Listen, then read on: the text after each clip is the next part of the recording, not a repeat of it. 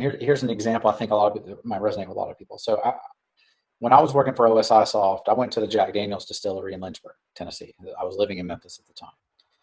And I've been introduced to them, and it was funny because they were like one of the target accounts. Like I wanted to go call on them because they're like this premium brand and one that Tennessee is very, very proud of.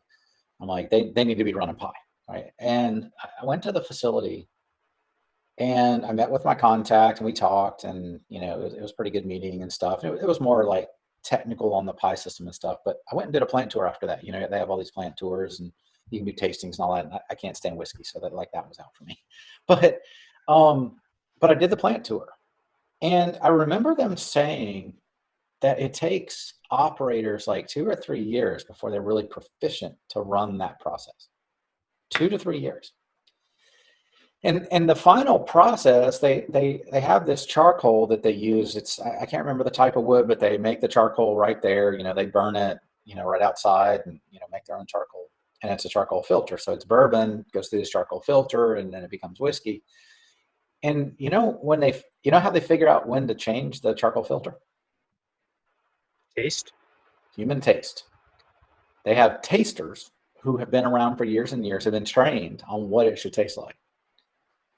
All right, so let's say that's Nancy. She comes in, she's got a little bit of a cold.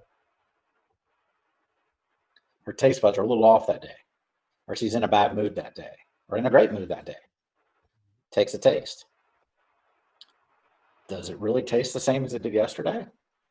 Maybe. When I went back to visit them, I said, here's the thing. I said, you're relying on humans to taste this. And I'm not saying that's bad. I think that still probably is going to be a part of this.